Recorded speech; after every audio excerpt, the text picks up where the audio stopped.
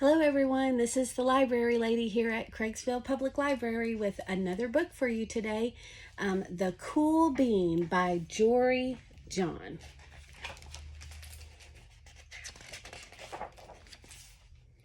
Watch out, here come the cool beans, the cool beans.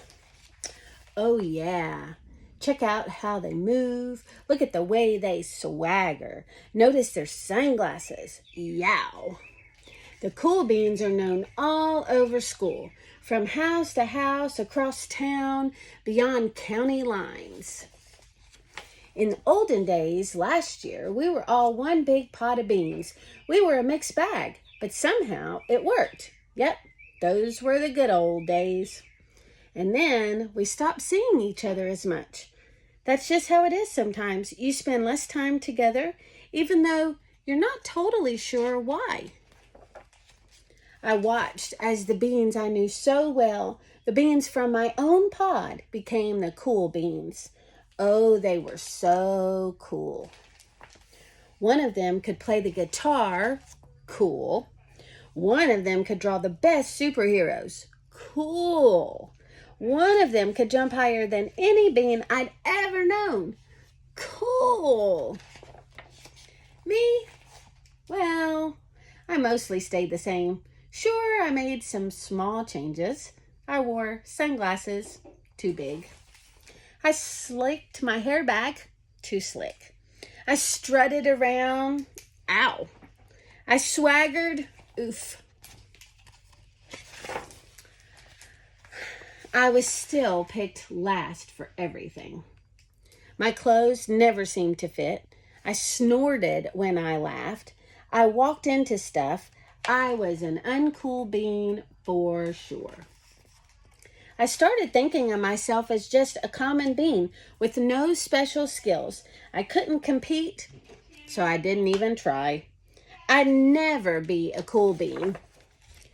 It seemed like there were two types of beans in the world. There were the cool beans and the beans like me.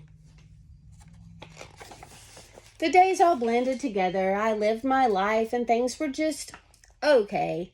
I took tests and ate lunches and mostly kept to myself.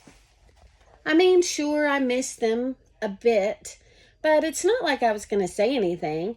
I felt like all that coolness had gotten in the way of our friendship. And that's how it went. Until one day, I was in the cafeteria. I dropped my lunch on my loafers. Oh no, not again. But then something sort of miraculous happened. Out of nowhere, one of the cool beans helped me clean it up. He didn't even say anything. He just gave me a nod, and that was it. Later, I was out on the playground. I tripped and scraped my knee. And maybe cried a little bit, and everybody saw it. Another one of the cool beans came to my side, and without a word, he dusted me off. That afternoon, I was sitting in class. I wasn't really paying attention. I didn't notice, but our teacher had called on me. Everybody stared. I sat there in silence. Nobody said anything. And then everybody just laughed. At me. That was it. After today, I was officially a has-been. But then one of the cool beans stood up and came over to me. Everybody watched. She leaned in close and whispered, "Hey, the teacher asked you to read from page 32.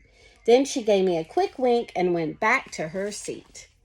It was a small gesture, sure, but it was also everything. I walked home with a goofy smile on my face. I laughed all the way through dinner. That day made all the difference. It was a day that could have been really bad, if not for the kindness of a few cool beans.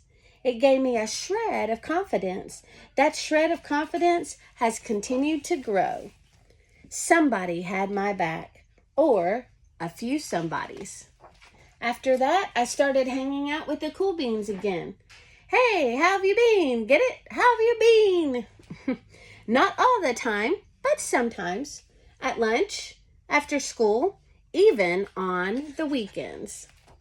Throughout all of this, I realized that it's not about how you look or any of that other silly stuff. It's about a wink or a nod or a smile at just the right moment.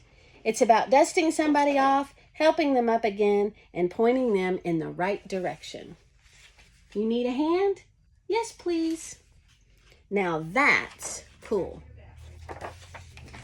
Okay, I hope you all are cool beans today and help somebody else out and come and see me at the library and at the Fall Festival this weekend. We'll be set up outside and I hope to see you soon. Bye.